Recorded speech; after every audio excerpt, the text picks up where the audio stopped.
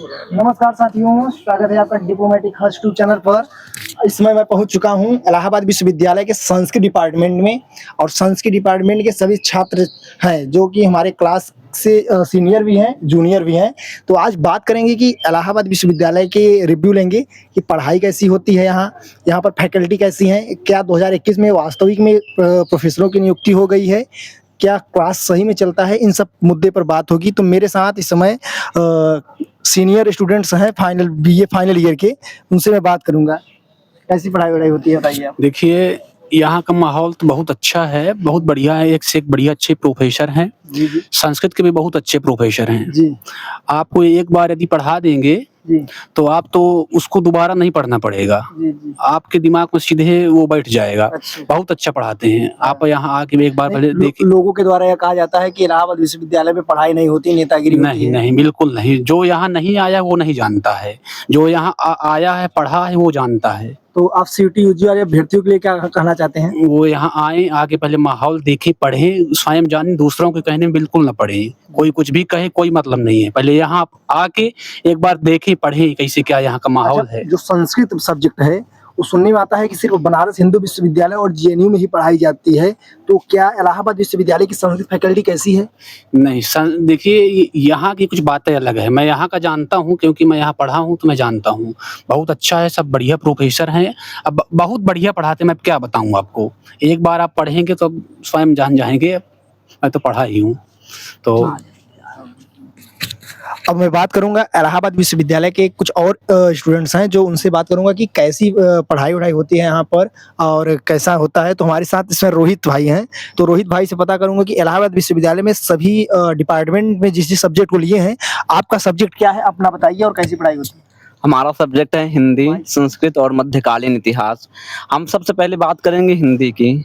हिंदी इलाहाबाद विश्वविद्यालय की हिंदी में जितने भी प्रोफेसर हैं, वो बहुत ही लगन के साथ बच्चों को पढ़ाते हैं तथा वो सिर्फ ना ये हिंदी पढ़ाते हैं, बल्कि जीवन में कैसे हमें इसका यूज है, हम क्या करना चाहते हैं, हम इसको आगे लेकर कैसे जाएँ और हमारे करियर इन सभी बातों पर अच्छे से गौर करते हैं तथा हमें जीने की या फिर कैसे रहना है, सद्भावना की बातें बताते हैं। बात संस्कृत की, संस्कृत हमारी मूल चेतना को विकसित करती है। हम पढ़ते हैं अपने अध्यात्म को, अपने भारत की संस्कृति को, तो हमें पता चलता है कि संस्कृत ही सभी भाषाओं का मुख्य केंद्र है।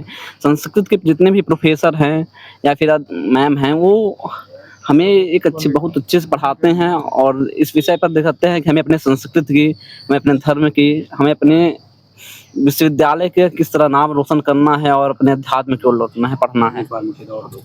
तो बताइए कि और जो लोग यहाँ पढ़ने आते हैं, यूपीएससी की तैयारी के लिए इलाहाबाद आते हैं, तो यूपीएससी की तैयारी में जो यहाँ political science, geography, economics, philosophy जैसे सब्जेक्ट हैं, उनका क्या माहौल है कि जो इसके साथ तैयारी कर सकते हैं फाउंडेशन की और उसके बाद वो टेस्ट सीरीज के माध्यम से फर्स्ट अटेम्प्ट में यूपीएससी क्रैक कर सकते हैं?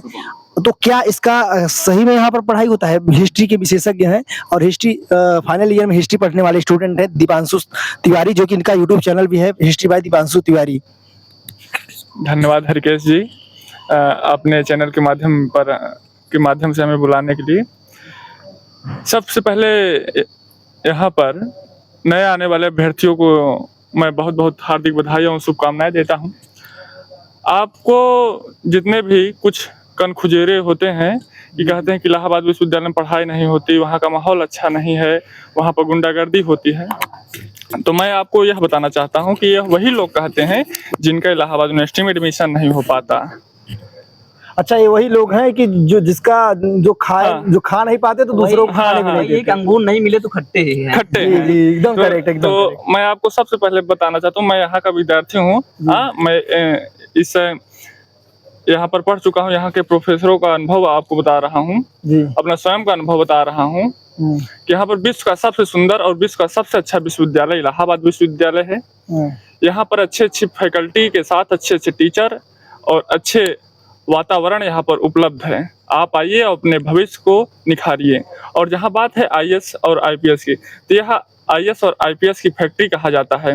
यहाँ पर एक समय पूरे विश्व लेवल में सबसे ज़्यादा IAS IPS यहीं से निकलते थे। भारत के जो टॉपर होते थे इसी इलाहाबाद विश्वविद्यालय से निकलते थे। यूपीएससी का फर्स्ट एग्जाम प्रयागराज में ही हुआ था, और पहला एग्जाम। इस 2025 के जो IAS टॉपर हैं शक्ति दुबे जी, हमारे इलाहाबाद विश्वविद्यालय से ग्रेजुएशन की हुई हैं। तो आप आइए और अपने भविष्य को निखारिए। इसी के साथ मैं आपको बहुत बहुत बधाई देता हूँ। और एक महत्वपूर्ण जानकारी मैं आपको यह भी देना चाहता हूँ कि हमारे इलाहाबाद विश्वविद्यालय का जो सब्जेक्ट का सिलेबस है, यह IAS और IPS जो UPSC का सब्जेक्ट सिलेबस है उससे बिल्कुल मेल खाता है। उसी के आधार पर इलाहाबाद विश्वविद्यालय का सिलेबस रखा गया है।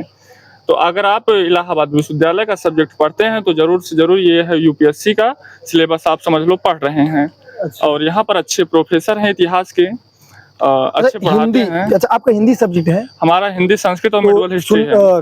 कहा जाता है, ये हिंदी साहित्य के इतिहास में कहा जाता है कि जो हिंदी साहित्य का विकास हुआ है वो इलाहाबाद की धरती से ही हुआ है। जी बिल्कुल। तो क्या सही में इलाहाबाद विश्वविद्यालय से हुआ है? इलाहाबाद विश्वविद्यालय से बहुत महान महान लेखक निकले हैं, जैसे धर्मवीर भारती, हरिवंश राय बच्चन, महादेवी वर्मा, सूर्यकांत त्रिपाठी निराला जी, मुंशी प्रेमचंद जी, ये सभी जितने महान साहित्यकार आप पढ़ते हैं यह सब इलाहाबाद विश्वविद्यालय की ही देन है। तो यह किसी मायने में कम नहीं है। और दूसरों की जो निंदा करते हैं उन पर विश्वास न करिए। आप स्वयं आकर इलाहाबाद में देखिए और यहाँ के छात्रों से पूछिए, यहाँ के प्रोफेसरों से मिलिए और इसके बारे में आप गहन अध्ययन स्वयं कर सकते हैं। दूसरों की बातों पर ध्यान न दीजिए। बहुत बहुत धन्यवाद आपका भाई। अब बात होगी आशु भाई से बात होगी कि आपका सब्जेक्ट कम्युनिकेशन क्या क्या है? मेरा सब्जेक्ट है हिंदी, संस्कृत और अर्थशास्त्र।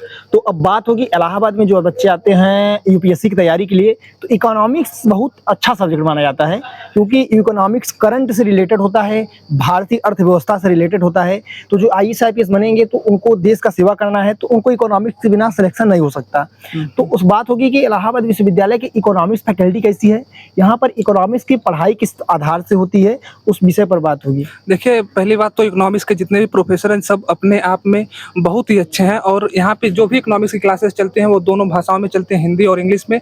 अगर जैसे आपको जो प्रेफरेंस आपका हो कि अगर आपको हिंदी में पढ़ना है तो हिंदी में पढ़िए, इंग्लिश में पढ़ना हो तो इंग्लिश में पढ़िए।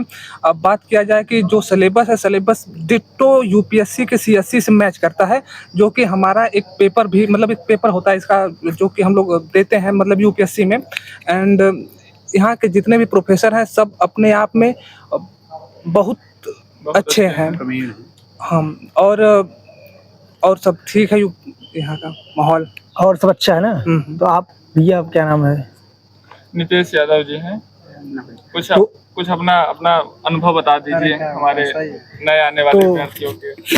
तो इसी बीच आप लोग जो स्टूडेंट्स इलाहाबाद विश्वविद्यालय में प्रवेश लेने के इच्छुक हैं तो उनको हमारे दोस्तों के द्वारा, हमारे सीनियरों के द्वारा यह बताया गया कि यहाँ पर हर एक सब्जेक्ट की फैकल्टी अच्छी है। पॉलिटिकल साइंस से लेकर political science department, Sanskrit department, यहाँ आपको बताते हुए खुशी हो रही है कि बिहार में शिक्षक भर्ती आई थी तो इलाहाबाद के संस्कृत विभाग से हमारे कुराओं में आधे से अधिक बच्चे रहते हैं। तो 67 लोग TGT में 2025 के TGT में 67 लोगों का चयन इलाहाबाद विश्वविद्यालय से हुआ था। ये बताते हुए खुशी हो रही है। तो इसी बीच आप लोग इलाहाबाद विश्वविद्यालय में प्रवेश लेने आइए और इसी के साथ मेरे चैनल को सब्सक्राइब करिएगा और मेरे Insta channel glimpse of AU को फॉलो कर लीजिएगा। और ऐसे ही खबरों के लिए, इंटरनेशनल रिलेशन के लिए आप बने रहिए मेरे यूट्यूब चैनल के साथ, क्योंकि मैं यूनिवर्सिटी के साथ साथ आपकी इंटरनेशनल रिलेशन को मजबूत करूंगा। मेरा मकसद आपको आगे बढ़ाना है, तो आप हमसे जुड़ सकते हैं। बहुत बहुत आभार, धन्यवाद। मैं आपके उज्जवल भविष्य की कामना करता हूँ। धन्यवाद, थैंक यू।